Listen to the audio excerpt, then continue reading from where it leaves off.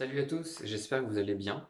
Aujourd'hui, on va continuer ensemble la peinture de plein air que j'ai commencé hier. On avait travaillé uniquement avec des terres naturelles, donc différents tons de marron pour travailler uniquement sur les valeurs de la peinture, voir où étaient les ombres et où étaient les surfaces au soleil. Et aujourd'hui, on va colorer tout ça en gardant une palette plus classique, donc avec du bleu, du jaune, du rouge, du vert, et on va reprendre toute la peinture et recoloriser tout ça, soit avec des glacis, soit avec des pâtes opaques à certains endroits. Donc on voit ça ensemble, c'est parti. Donc comme vous pouvez le voir, je commence par m'occuper du ciel bleu. En fait, c'est un point important de la peinture parce que ce qui va faire qu'on va avoir l'impression que c'est réaliste avec un beau ciel bleu plutôt qu'un espèce de ciel beige comme avant qui faisait une impression bizarre.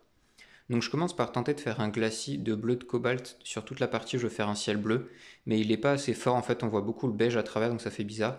Donc je mets de la pâte opaque, un mélange de blanc et de bleu de cobalt sur toute la partie où je veux faire le ciel bleu. Pour ce qui est des nuages, je laisse des espaces dans mon ciel et je vais faire quelques nuages avec des variations de gris bleuté. Donc là, il y a un gros rayon de soleil sur la peinture, on voit plus grand chose parce que le focus était mal fait. Mais globalement, en fait, je fais un gris foncé pour faire la base des nuages qui vont être à l'ombre par rapport au soleil.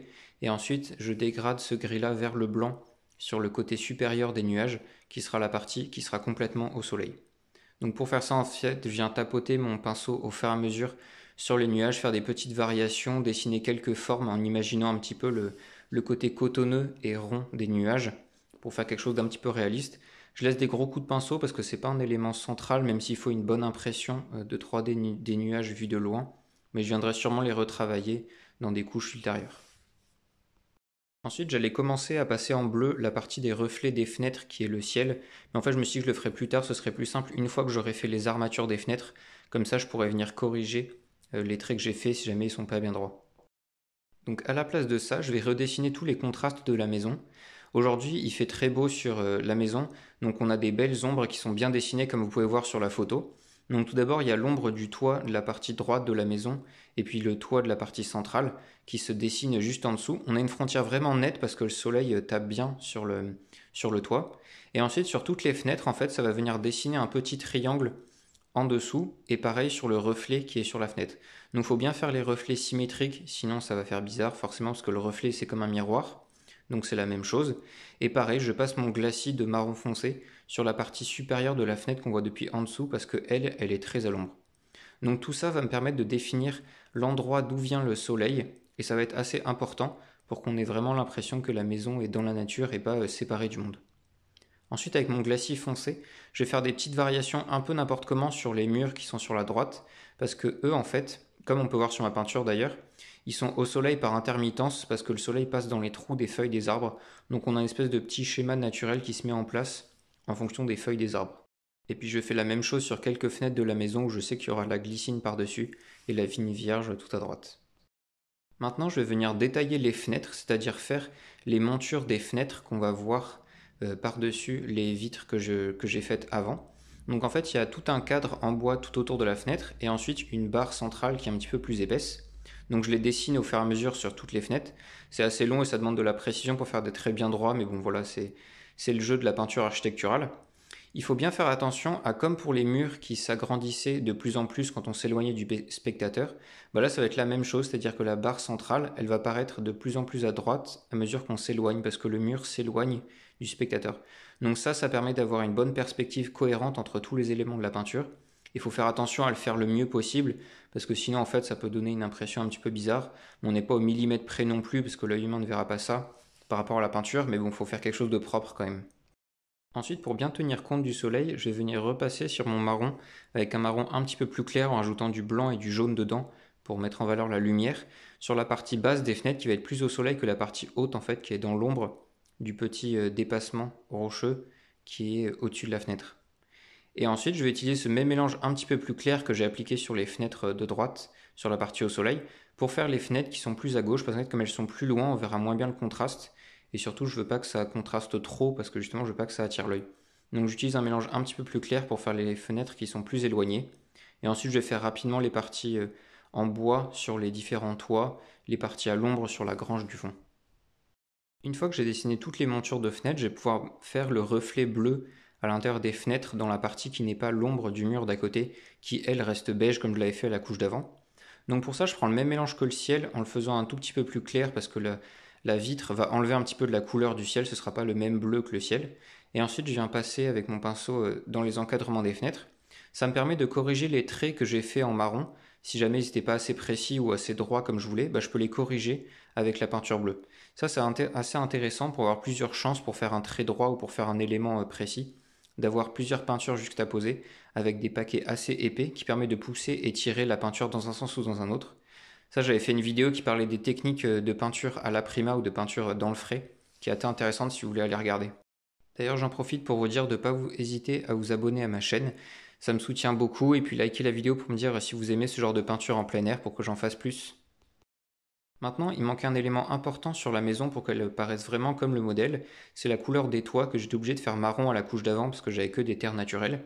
Donc là, je vais faire un mélange avec un tout petit peu de noir, du blanc et du bleu pour faire un genre de gris foncé bleuté qui est la couleur ardoise.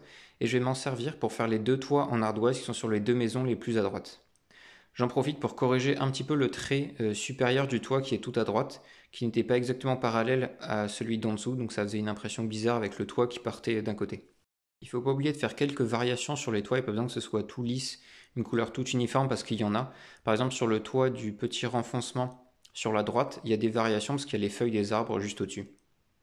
Ensuite j'utilise la même couleur, mais je l'éclaircis beaucoup pour faire la couleur du zinc qui permet de faire les gouttières, les différentes goulottes aux endroits des toits. Et je vais les faire au fur et à mesure, donc sur les différents toits. Et ensuite je fais les tuyaux de gouttière qui descendent avec le petit décrochement sur le mur. J'essaie de faire ces éléments vraiment très fins parce que j'ai pas envie que ça se voit trop sur la peinture, surtout que c'est une couleur foncée sur une couleur claire, donc ça contraste bien. Et j'ai pas envie que ça soit un élément central, donc je les fais les plus fins possible. Ensuite, je fais aussi l'encadrement du Velux qui est sur la maison centrale en ardoise, parce que lui aussi il est en zinc. Et puis sur les arêtes de la cheminée de la maison de droite, il y a aussi un petit peu de zinc qui vient faire la jonction entre les ardoises et la pierre. On va maintenant passer à une partie centrale de la peinture qui va être toute la végétation qui est sur la maison à côté et puis l'herbe devant. C'est très important de bien la faire parce que c'est ce qui va donner l'impression de ressemblance et puis c'est ce qui va mettre de la vie un petit peu là-dedans pour pas avoir un mur tout blanc, tout lisse. Donc je commence par faire la glycine qui est à côté de la porte d'entrée. Je commence par faire les feuilles qui sont foncées en dessous avec un vert assez foncé en utilisant du vert émeraude, du marron et des terres naturelles pour mélanger avec. J'oublie pas de faire l'ombre sous la glycine qui vient se mettre sur le mur pour avoir une bonne impression avec le soleil qui tape dessus. Et puis je fais des petites feuilles beaucoup plus jaunes sur le dessus qui sont les feuilles qui sont au soleil. Et puis les feuilles jeunes sont plus jaunes que les feuilles anciennes sur la glycine. Ensuite, je fais le rosier qui est juste en dessous. Là, c'est le même principe. Je commence par faire le tronc très rapidement en faisant des traits très fins. Et après, avec mon petit pinceau, je viens faire un mélange vert foncé comme les feuilles du rosier et je viens l'appliquer partout. Sur le rosier, c'est assez intéressant parce qu'il y a les feuilles qui sont vert foncé, qui sont les anciennes feuilles. Et puis après, au bout des branches, il y a des feuilles qui sont un petit peu rouges. Ça, c'est les feuilles toutes neuves qui viennent de pousser au printemps. Donc ça permet de mettre un petit peu de couleur. Parce que là, comme on est en été, il n'y a pas de rose sur le rosier. Donc avec les feuilles rouges, ça met quelque chose en plus. Ensuite, il y a un laurier rose qui est juste devant le rosier de droite. Donc lui, ça va être un bois qui est gris, très clair, un petit peu marron, qui est intéressant à faire pour bien reconnaître l'espèce. Et puis des petites feuilles claires qui sont dessus, qui sont des petites feuilles très pointues. Ensuite, je continue avec les rosiers sur le mur plus à gauche. Là, ça va être un grand rosier grimpant qui est un petit peu sur tout le mur. Donc il y a différentes branches bien touffues qui viennent se mettre sur le mur. Et après, il y a des roses clairs et roses fuchsia à certains endroits. Par-dessus ce rosier, il y a un grand pot avec un olivier dedans. Donc je fais un pot en terre cuite un petit peu ombragé avec un trait de soleil vers le soleil pour avoir quelque chose de quand même un peu détaillé. Et ensuite je viens faire l'olivier dedans. Donc là c'est un petit peu la même couleur de bois que le laurier rose de la droite, mais en plus foncé.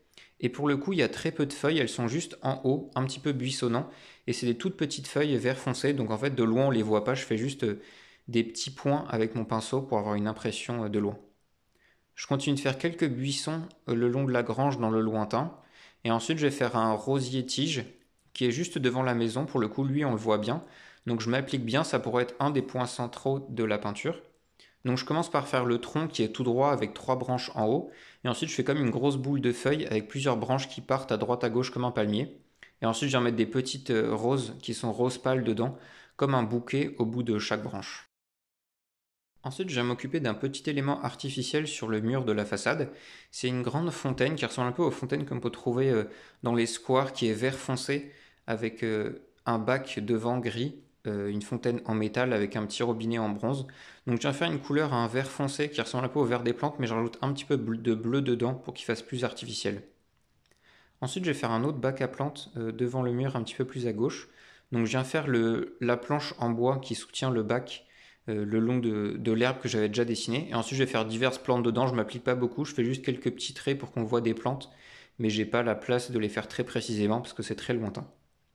Ensuite, je continue un petit peu de faire de l'herbe le long du mur pour qu'on voit qu'on est vraiment sur de l'herbe avec quelques petits brins qui dépassent par-ci par-là. Dernier élément très important qui est de la végétation et qui va donner un beau cachet à la maison, ça va être toute la vigne vierge qui vient sur la partie droite de la maison. C'est quelque chose de très joli qui rend vraiment la maison romantique, mais en même temps c'est très dangereux pour les toits, ça abîme rapidement la maison.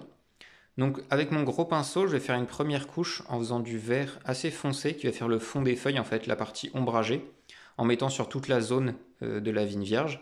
Et ensuite en éclaircissant mon mélange au fur et à mesure avec un tout petit peu de blanc et puis du jaune, je vais faire les feuilles plus jeunes qui sont sur le dessus de la vigne vierge. Et là je vais faire des petites variations en mettant des petits coups de pinceau par-ci par-là pour en fait dessiner toutes les feuilles mais sans vraiment les dessiner.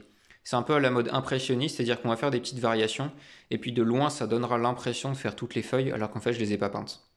Et ensuite je reprends mon petit pinceau pour venir affiner les feuilles au bout des branches et puis sur le côté des grosses masses feuillues. Ça va être ça qui va vraiment faire qu'on aura l'impression qu'il y a des petites feuilles, et puis faire les lianes qui pendent un petit peu partout, les fils de feuilles au fur et à mesure, en mettant des petites variations jaunes et vertes un peu partout. Là j'ajoute un petit peu de matière pour faire des pâtés, en fait ça mettra beaucoup de lumière à cet endroit-là, ce qui est assez intéressant vu que les feuilles sont bien frappées par la lumière. Ensuite, je vais venir mettre un petit peu de verdure dans l'eau, dans la rivière qui est sur la droite.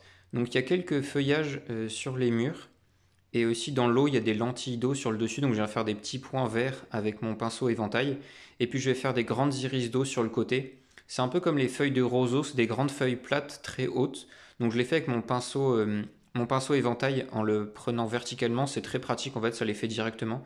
Et puis je les fais un petit peu de toute taille, toute forme, qui vont vers le haut. Ensuite avec mon pinceau éventail aussi, je travaille un petit peu l'herbe au fond. En fait je ne sais pas encore ce que je vais faire au premier plan, donc je le verrai dans la suite de la peinture, on fera ça dans une autre couche. Mais je vais commencer à faire quelques brins d'herbe juste pour voir ce que ça donnait. Pour finir cette couche de peinture sur ce tableau, je vais m'intéresser aux différents toits. Donc sur le toit en tuiles, les deux toits rouge brique, on a vraiment des variations de couleurs parce qu'il y a des parties à l'ombre entre les tuiles verticalement et horizontalement. Donc je viens dessiner les lignes de fuite du toit et après je vais mettre des petits traits entre pour faire des petites variations. En fait je les fais rapidement et puis après je les repasse avec mon doigt pour pas que ce soit quelque chose de trop franc et qu'on voit vraiment ça. Mais c'est juste histoire d'avoir quelques lignes. Je fais pareil sur le toit du fond de la grange en respectant les différentes lignes de fuite, mais je ne vais pas vraiment dessiner les lignes, je vais juste faire des petites variations par-ci par-là, des variations claires et des variations foncées. Ensuite, je vais faire le bout de tous les toits en gris foncé, donc sur les toits en ardoise et sur les toits en brique, et en faisant les petits arceaux qui viennent par-dessus. Ça va vraiment définir la ligne avec le ciel, et puis ça met des petits détails qui attirent l'œil, donc c'est assez intéressant de fixer le regard sur le haut de la maison. Je détaille également les briques des cheminées rapidement pour avoir quelque chose d'un petit peu plus fini. Et ensuite, il y a des champignons sur les toits, des petits champignons blancs sur les tuiles et sur les ardoises.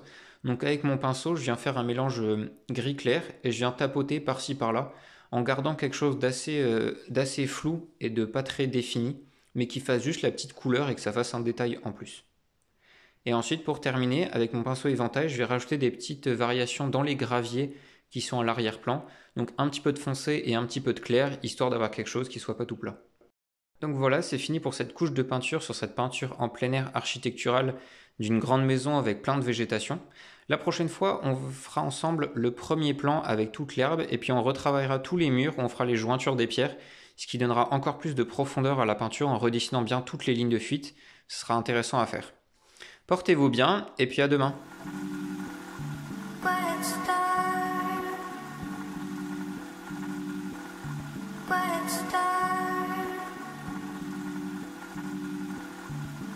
Star